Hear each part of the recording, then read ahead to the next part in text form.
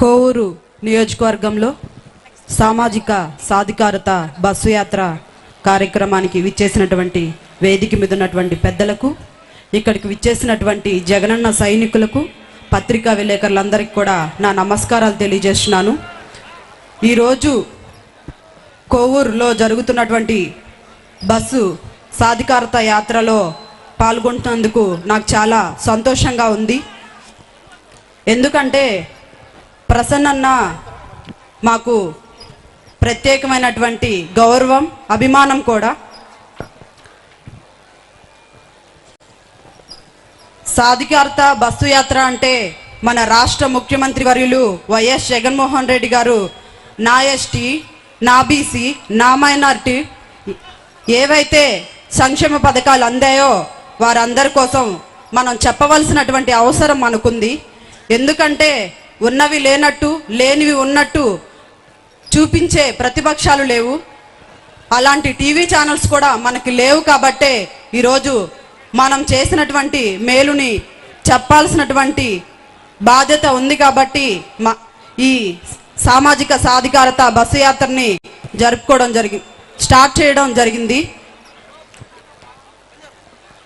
ఏదైతే ఈ సంక్షేమ పథకాలు 95% పైగా అందిస్తున్నటువంటి ఎస్టీలకి, బీసీలకి, మైనారిటీలకే అందుతున్నాయని కూడా మీ అందరికి కూడా తెలియచేస్తూ, ఇక్కడ ఉన్నటువంటి ప్రజలందరినీ కూడా నేను ఒకటే చెప్తున్నా, గ్రామాలకి వెళ్దాం.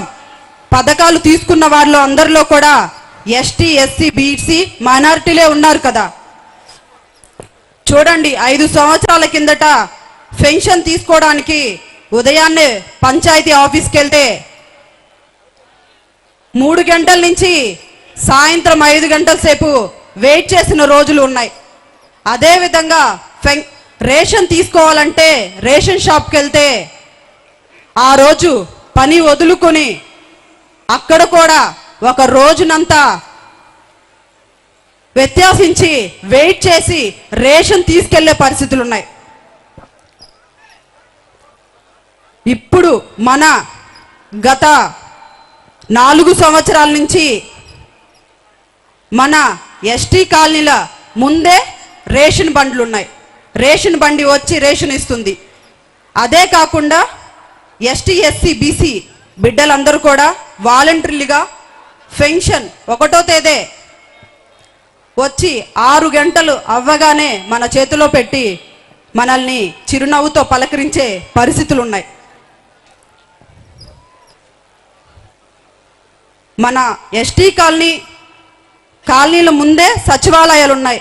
ఏదైనా పథకం కానీ, ఏవైనా సర్టిఫికేట్స్ కానీ, నేమ్స్ కానీ చేంజ్ చేసుకోవాలంటే మన ఈది చివరనో, మన ఇంటి పక్కనో సచివాలయం వ్యవస్థ ఉంది. సచివాలయం వాలంటీర్లు ఉన్నారు. వీళ్ళందరూ కూడా మన కోసం పనిచేసే పరిస్థితి ఉంది. ఇదే మన జగనన్న పరిపాలన. ప్రతిపక్ష పార్టీలందరినీ కూడా నేను అడుగుతున్నా, ఇంతకు ముందు మేం చేసిన ప్రజలకి అందించినటువంటి మేలు ఉంటే మాకు ఓటేయండి అని అడగలగా సత్తా ఉందా అని నేను అడుగుతున్నా. కానీ మా జగనన్నకి ఆ సత్తా ఉంది. నేను చేసిన మేలు మీ దాకా చేరితేనే మాకు ఓటేయండి అని అడగగలగా సత్తా జగనన్నకి మాత్రమే ఉంది. అదేవిధంగా మన కోవూరు నియోజకవర్గానికి నేను ఒక మేయర్గా కాదు, మన ప్రసన్నన్న ఇంటి బిడ్డగా వచ్చాను. ఎందుకంటే ప్రసన్నన్నని నేను మేయర్ అయిన కొత్తల్లో ఒక షాప్ ఓపెనింగ్కి వచ్చాను. ఫస్ట్ టైం నేను అదే ప్రసన్నన్న చూడడం. ఆ అన్న నాకు మానసిక ధైర్యాన్ని పెంచే విధంగా మాట్లాడినటి వ్యక్తి. ఫస్ట్ నాకు మాట్లాడిన వ్యక్తి, ఫస్ట్ ఉన్నటువంటి నాయకుడు కూడా ప్రసన్నన్న మాత్రమే. నువ్వేం భయపడద్దు, గట్టిగా మాట్లాడు. ఇతర వాళ్ళకి నువ్వు చెప్పే సమాధానం వాళ్ళకి భయపడేటట్టు ఉండాలి. కానీ నువ్వు భయపడుతూ వాళ్ళ ధైర్యాన్ని పెంచొద్దు అనే విధంగా, మీకేం కావాలన్నా నువ్వేమన్నా నేను మీకు అండగా ఉంటానమ్మా అని చెప్పినటువంటి వ్యక్తి ప్రసన్నన్న. నేను ప్రసన్నన్న గడప గడపకి తిరిగినటువంటి ప్రోగ్రాలన్నీ కూడా వాట్సాప్లో చూడడం జరిగింది. తండ్రికి మించిన తనయుడిగా కోవూరు నియోజకవర్గాన్ని అంతా ప్రజల సంక్షేమం, అభివృద్ధి, సేవల్ని చేస్తూ ముందుకెళ్తున్నందుకు ప్రసన్నని కోవూరు నియోజకవర్గం నుంచి భారీ మెజార్టీ తోటి గెలిపించుకోవాలని మిమ్మల్ని అందరినీ కూడా నేను చేతులు జోడించి అడుగుతున్నాను.